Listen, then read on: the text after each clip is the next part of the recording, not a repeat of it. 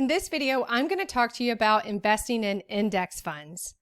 I'll explain to you what index funds are and show you some examples of common index funds that people invest in. And I'll also talk to you a little bit about why I like index funds and why I invest in them personally.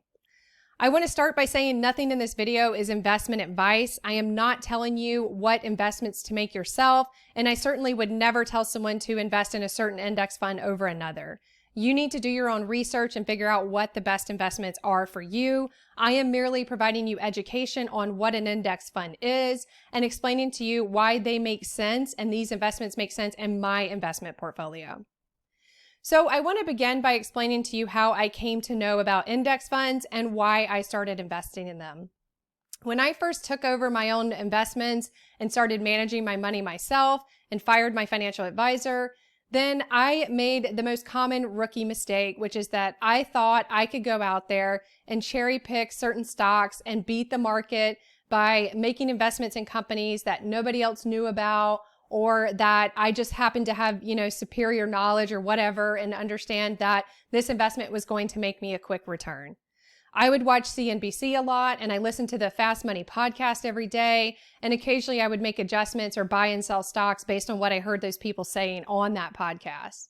So if anyone really understands investing and has been doing this for a while, you realize how dumb of a mistake that was.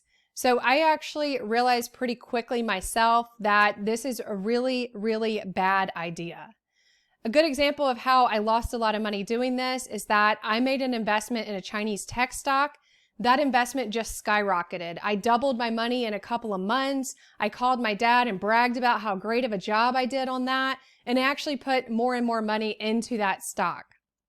What happened is that shortly after that, Chinese tech stocks crashed, and I actually have almost lost 100% of the money I put into that stock in the first place. So this was a very expensive but very great learning opportunity for me. And after that, I learned my mistake, and I do not cherry pick stocks. I only invest in index funds. The more books I read, the more things I studied about investing, the more I realized who you could trust and whose advice you should listen to in the space as opposed to who you shouldn't. I started to see a trend emerge, which was from the greats like Warren Buffett, Tony Robbins, Ray Dalio. These people were all kind of saying the same thing, which is that you can't time markets and you can't cherry pick investments, at least not successfully on a long-term basis. Warren Buffett actually wrote a letter to his spouse about what to do with investments if he died. And one big thing in that letter was to make investments in index funds. So I thought if Warren Buffett is telling the people he loves the most that this is what they should do, then I certainly should listen to that advice as well. On a long-term basis, no one has ever successfully outperformed the market. You almost always end up underperforming the market by trying to pick stocks yourself. Yes, you might have a financial advisor or a mutual fund who outperforms the market on a short-term basis, but all research and trends and statistics around this have shown us that very rarely has anyone ever outperformed the market on a long-term basis. So what does that mean?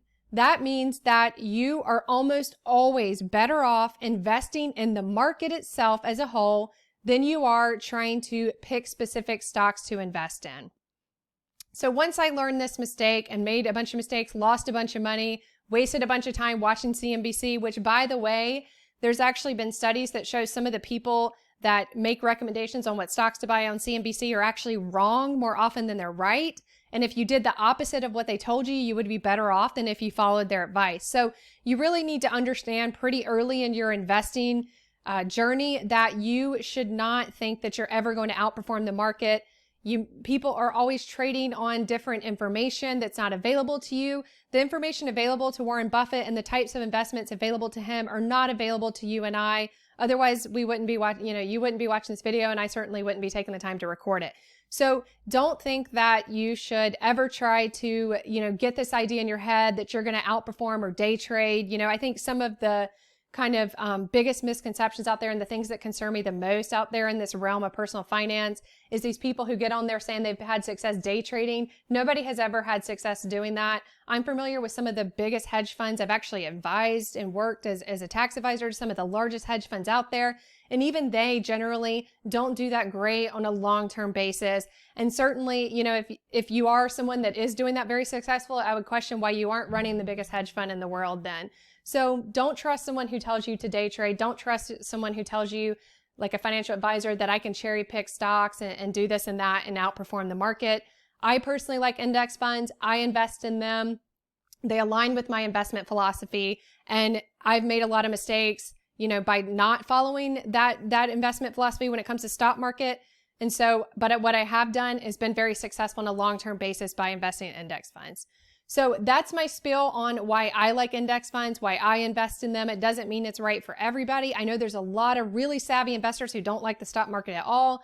I personally like to have some portion of my assets in the stock market, not a ton, but I still think it's a great tool, particularly when you think about some of the tax planning strategies like the buy, borrow, die strategy that can be available when you do invest in public stocks. So again, that's why I like index funds. I'm not telling you to invest in them, but I'm just explaining to you why I like them. Okay, so let's talk a little bit about what index funds are. So index funds are simply funds that track the performance of an underlying benchmark. So that benchmark can be a lot of different things. It could be, for example, the entire stock market. So instead of going out and buying a share of stock in every single public company, you can just invest in an index fund that tracks the stock market as a whole and get the same effect. So this prevents you, again, from having to go out and just buy every asset in that benchmark or in that portfolio that you're trying to track. And you just simply invest in the index fund itself, and it will give you returns based on how that benchmark basket of securities, whatever you're trying to track there, however that performs, that will reflect the returns that you get by investing in the index fund. So there's two types of index funds. There are mutual funds, which I absolutely hate, and I'll talk more about that in a minute. And then there's exchange traded funds, or ETFs, they're commonly referred to. These are the types of funds that I invest in. So when I say I'm investing in index funds, I'm investing in ETFs. I do not invest in mutual funds. They just go against everything I believe in. So mutual funds they're usually more actively managed. I'm not going to dive into this in detail, but they're actively managed, usually, not always, but usually more actively managed. So they come with higher fees. There's more frequent trades that create some tax issues. So they're not good from a tax standpoint because there's all these frequent trades and they can't track everybody who's in the fund, who came in when. So lots of times you're getting short-term capital gains from investing in the mutual funds that really should have been long-term capital gains, or you're just getting short-term capital gains that, obviously you don't want that because that's taxed at the highest rates. Mutual funds are also traded on dollar amount, and usually it's on a daily basis. So for example, if you wanted to invest in a mutual fund, you would put, I want to invest $10,000, for example, and then that trade will usually get cleared at the end of the day, or, so you're not kind of doing intraday trades. So that's a little bit different from exchange traded funds, which are traded intraday. So you can go on to E-Trade, for example, and buy your exchange traded fund, or put in an order to buy, X amount of ETFs, and you get those instantaneously. So those trades go through the minute you put them in. ETFs are more passively managed. So they should have lower fees. I'll talk to you about checking expense ratios and how important that is when you're looking at index funds to invest in. Not all index funds, you may have two index funds that track the same benchmark, but you want to look at which is the cheaper and which has less fees, and I'll show you how to do that. But ETFs are more passively managed, so fees are typically lower. And as I said, they're traded intraday. So the minute you put in that buy order, you're going to almost instantly own that ETF. And they're traded based on market price. So it's similar to buying a share of a public company. So if you want to go out and buy shares of Walmart, obviously you're going to do that based on the price of Walmart shares right now. Same with ETFs, whatever the price of that index fund that's an ETF is, that's what I'm going to buy it at when I put in that order. So one thing I want to mention is that mutual funds are kind of similar to what I was saying before, where, it's trying to beat the market, so to speak. So mutual funds that are index funds are still tracking an underlying benchmark. So you don't have this as much, but if you've got an actively managed mutual fund, you might have a situation where they're making very frequent trades, and it's not tax efficient. And it also might not be performing as well as something that is just kind of set on autopilot to track the benchmark itself. So common examples of low cost index funds. So as I mentioned before, you want to watch out for the fees for that index fund. So let me show you how to check that. I like to use Yahoo Finance myself.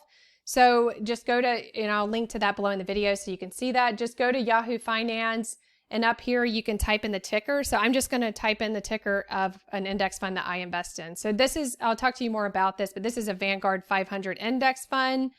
And what I want to do before I ever invest in any index funds is I want to go down here and check the expense ratio. So this right here, you want to check this. This should be as low as possible. So you can see here, it's only 0.03%. That is a great expense ratio. That is very low. I typically don't like to go above 0.05%. So I try to keep it as low as possible. I wouldn't go above that. That's why I like Vanguard index funds, because they are notoriously low fees. But before you make any investment in anything that's a mutual fund or an index fund, come here and check this expense ratio. Make sure it's low. If you want to have a good comparison, always look at this VOO. This is the Vanguard 500 index fund. Compare it to this. It should be pretty comparable. If it's much higher than that, I would question if that makes sense to invest in. So as I mentioned before, two common, low cost index funds that I personally invest in. These are very popular. I'm not telling you to invest in these. I'm just explaining to you that I invest in them, and I'll explain to you why. So VOO is the Vanguard 500 index fund. So this index fund actually tracks the S&P 500. So this is the benchmark that this fund is tracking. So instead of me going out there and buying every share of a stock in the S&P 500, I just buy VOO. That's the ticker symbol. So if you're going to E-Trade, just type in VOO or wherever you buy and trade stocks. You just type in VOO, and that's the ticker. So that's the same as like the ticker for Apple or Walmart. You just put in that ticker for the index fund, and it'll show you the same results. Here's what you can buy it at the current market price. So as I mentioned, that is a Vanguard 500 index fund. It tracks the S&P 500.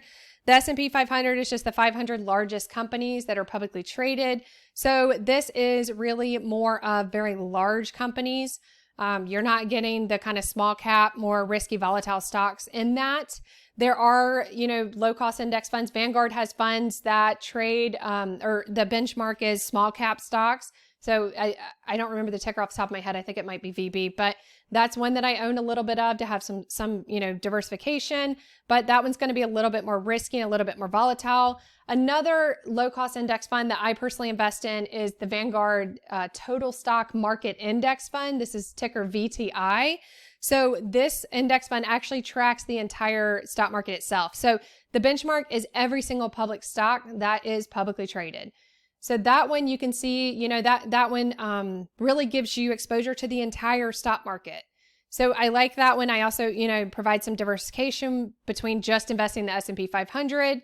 And again, I'm not telling you to invest in these. I'm just explaining that these are examples. They're very low cost index funds. That's why I always like Vanguard, because they're low cost. Their index funds are usually low cost. And, they provide good benchmarks that I personally want to have in my portfolio. So this was a good overview of what index funds are, and hopefully a helpful explanation of how they can work and what they can look like if you're someone that does want to invest in these. But again, the one thing I'll caution you is just always check that expense ratio. Make sure you're not investing in an index fund that has high fees. And again, make sure you understand what you're investing in. Never invest in something that you don't understand, and do your own independent research. But, hopefully this will help you avoid some of the rookie mistakes that I made when I first started investing and tried to, trade stocks and pick various stocks to invest in myself. So if you found this video helpful, please like the video and subscribe to our channel.